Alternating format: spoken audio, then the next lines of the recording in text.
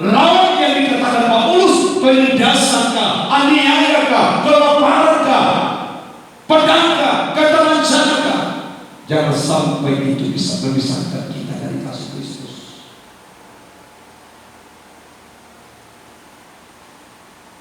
Ayat yang ke-9,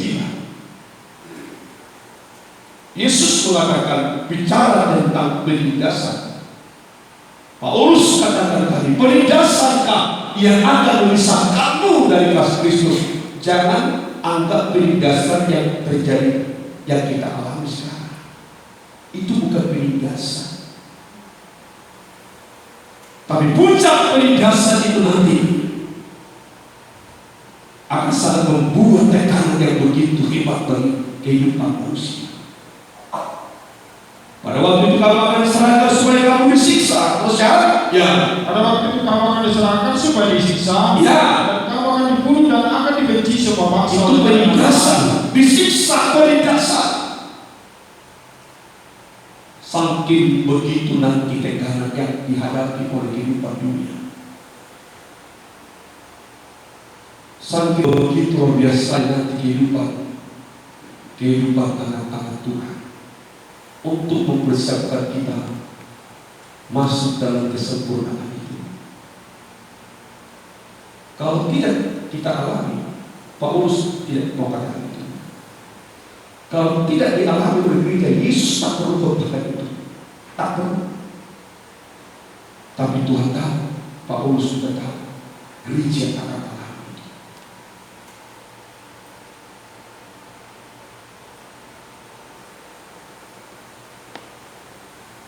Sedangkan sekarang hanya masa vaksin banyak orang mati.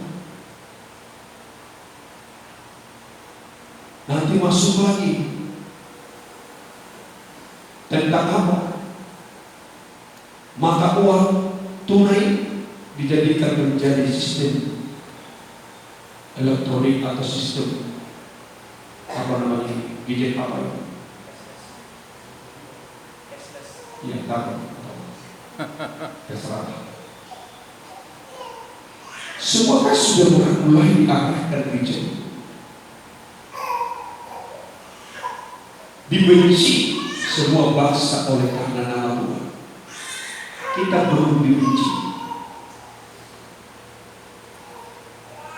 Oleh karena itu nanti kita mengalami penindasan yang begitu hebat.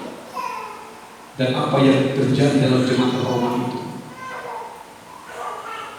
yang pernah mereka alami, Paulus katakan itu, karena gereja yang sama akan alami itu. Maka saya dan saudara diingatkan oleh Tuhan, jangan sampai ada yang terpisah oleh karena semua itu dari kasih Kristus.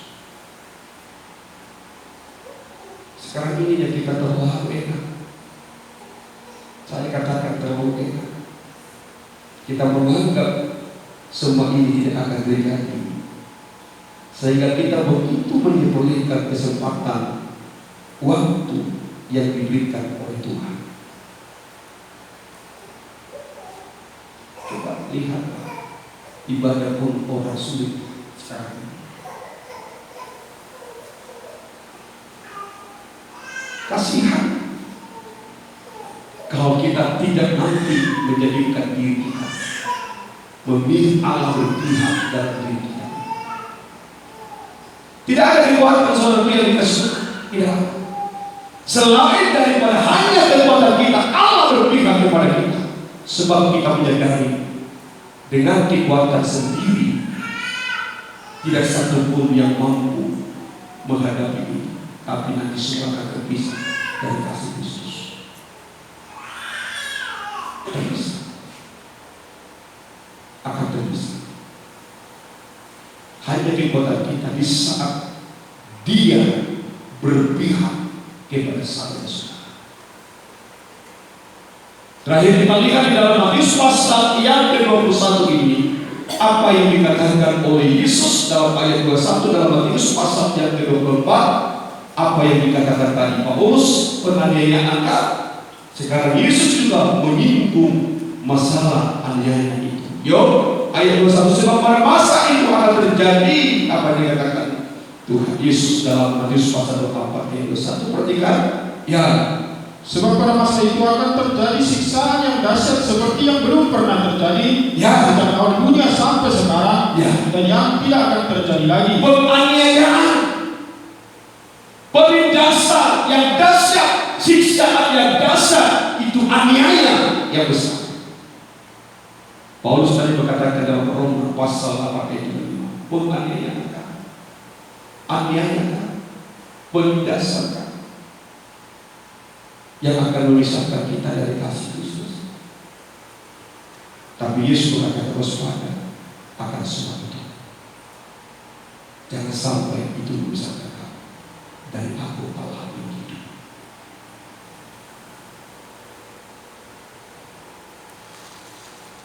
Jangan keluar kita hanya sana. Apa? Buatlah Allah berpihak dalam kehidupan.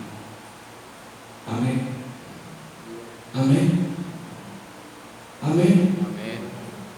Buat Allah berpihak dalam dirimu. Buat Allah berpihak dalam nikah rumah tangga. Kalau bukan Allah yang berpihak, siapa yang mampu menahan penindasan?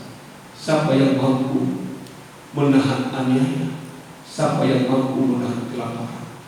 Siapa yang mampu menahan ketelanjangan? Siapa yang mampu?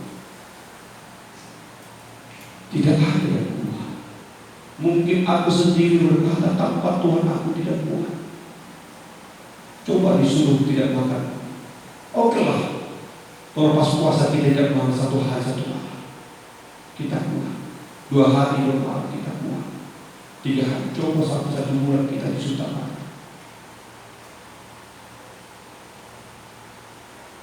Siapa yang bisa berkata aku cinta Tuhan? Siapa yang bisa berkata aku mengasihi Tuhan dalam keadaan kelaparan yang sangat begitu berat? Siapa yang kuat? Maka tetapi Paulus ingatkan gereja Tuhan. Yesus ingatkan gereja Tuhan. Waspada akan semua yang akan terjadi. Paulus katakan, jangan ada yang memisahkan kita dari kasih Kristus, dari keadaan.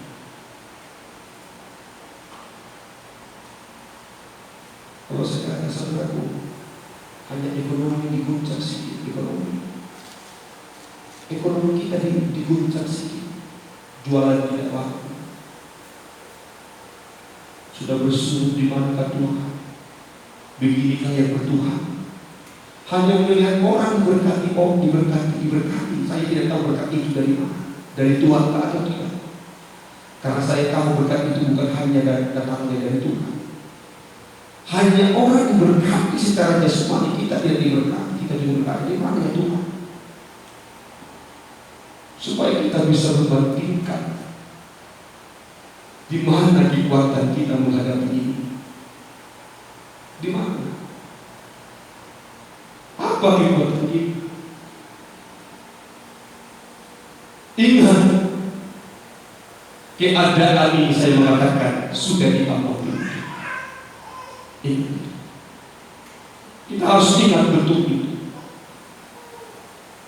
Maka kita perlu belajar untuk mendengar berita-berita dunia ini, supaya kita melihat berkaca kepada firman Tuhan. Ingat.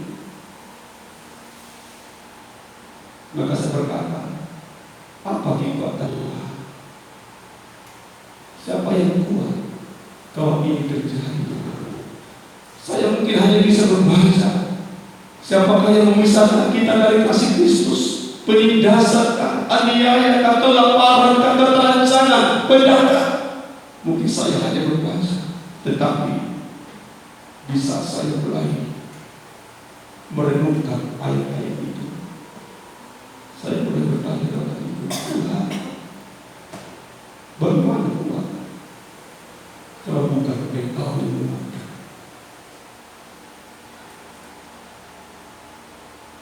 Jujur berapa Tuhan? mengambil tema ini. Saya memandang di atas, mau mencucurkan air mata di hadapan Tuhan. Beratnya pergumulan ini Tuhan. Hebatnya perjuangan yang akan kami hadapi Tuhan. Hebat, sangat hebat, sangat begitu. Maka Paulus sampaikan, ada siapa yang menyusahkan kita dari kasih Kristus? Siapa lawan kita? Lawan kita bukan manusia, tapi lawan kita adalah suasana yang akan datang.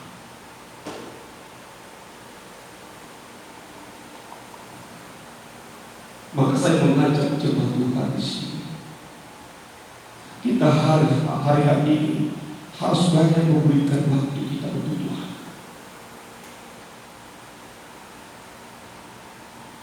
Kita harus banyak selalu.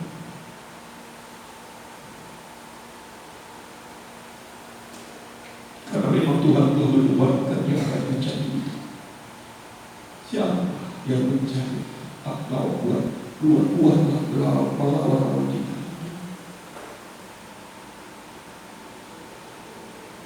Tapi untunglah Paulus katakan, untuk mengangkat hatiku dan hati saudara, jika Tuhan berpihak kepada kita, siapakah lawan kita? Itu kunci. Itu kunci yang harus kita pegang.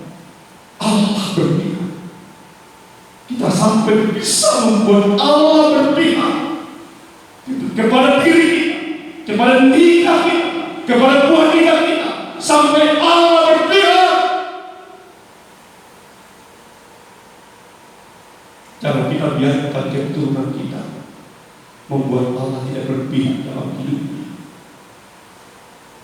Kita harus berdoa, kita bergumul kepada Tuhan. Tuhan, tolong kami, buat kami supaya Engkau berpihak bagi kami Tuhan, berpihak bagi nikah kami, rumah tangga kami, berpihak bagi keturunan kami. Jadikan kami Tuhan. Itu yang harus bergumul kita hari ini.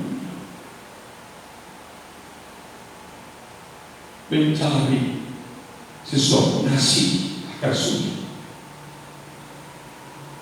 Tapi aku katakan hari ini kepada jemaat Tuhan, dengan firman Tuhan hari ini, untuk menghadapi suasana yang akan datang, apa firman Tuhan yang hari ini itu akan menjadi pegangan hidupku, menjadi pegangan hidup kita semua hari ini.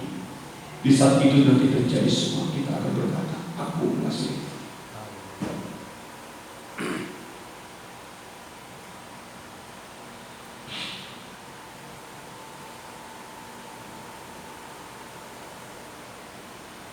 Bagaimana membuat Allah berpihak bagi saya saudara?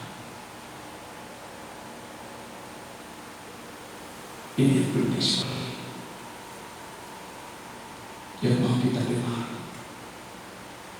Bagaimana menjadikan Allah itu berpihak bagimu dan bagi saya, bagi nikah rumah tangga kita, dan bagi anak-anak kita dan keluarga kita.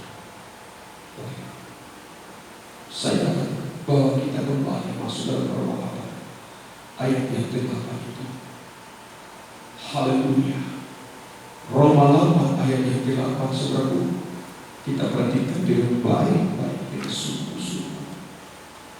Kalau saya mengatakan kepada kita sekarang, tidak ada yang terbaik sekarang kalau kita hanya mencari suasana pengembalaan. Ya, sebab di dalam pengembalaan itu ada perlindungan Allah nanti.